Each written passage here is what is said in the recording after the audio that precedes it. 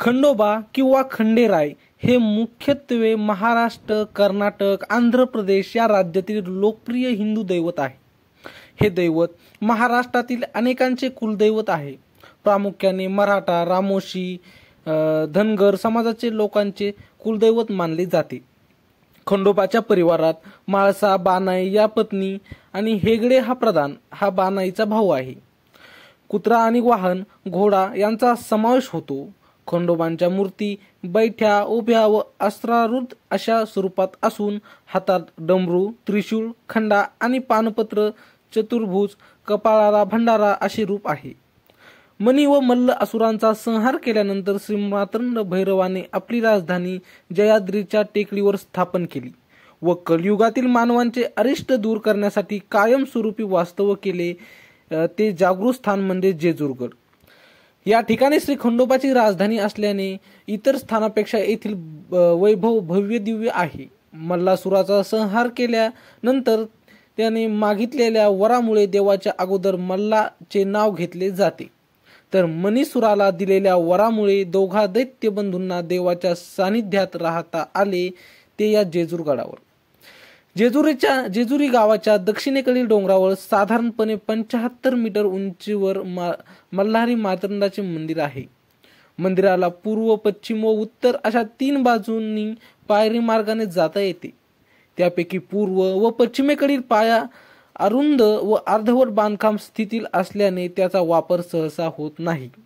उत्तर दिशेकडील पायरी मार्ग रुंद व रहदारीचा असल्याने या पायरी मार्गाची शोभा अनेक भाविक भक्तांच्या नवस्फूर्तीतून निर्माण झालेल्या कमानी व दीपमाळांनी वाढवलेली आहे। या पायरी मार्गावर 385 पायऱ्या आहेत, तर स्तुतीतील 14 कमानी व छोट्या मोठ्या 300 दीपमाळा आहेत। नुसार या मार्गावर 18 कमानी असल्याचा उल्लेख आढळतो। याचाच अर्थ 18 पैकी 4 कमानी 125 वर्षात नाहीशा झाल्या, त्यापैकी 2 कमानी भंग अवस्थेत पाहावयास मिळतात। जेजूरगडाला 9 लाख पायरीचा उल्लेख अनेक लोकगीतामधून येत असल्याने अनेक भाविक भक्तांच्या मनात कुतूहल निर्माण होते, परंतु गड बांधणी दरम्यान वारण्यात आलेल्या चिरा दगड संदर्भात हा उल्लेख आलेला आहे। पायरी मार्गाची सुरुवात पंचखांबी मंदिरातील नदी दर्शनाने होते व पुढील मार्गावर आद्य क्रांतीवीर उमाजी नाईकांचा पुतळा व वीरभद्र, बानुबाई मंदिर, हेगडी प्रधान, यशवंतराव अनेक छोटी मोठी मंदिरे लागतात। महाद्वारातून गडावर प्रवेश केल्यानंतर समोर दिसतात त्या उंच 4 भव्य दीपमाळा व मुख्य श्री खंडोबा माळसा मंदिर।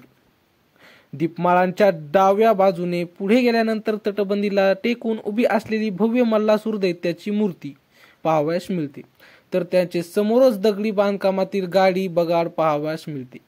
त्यांच्याच पुढे पश्चिमेकडील मंदिराकडे तोंड असलेल्या नंदी पुढे पितळी कासव दिसते।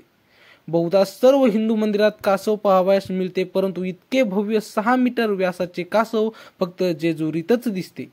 त्यापुढे 4 पायऱ्या चढून गेल्यानंतर मुख्य मंदिरात प्रवेश करता येतो। प्रथम लागते ती सदर।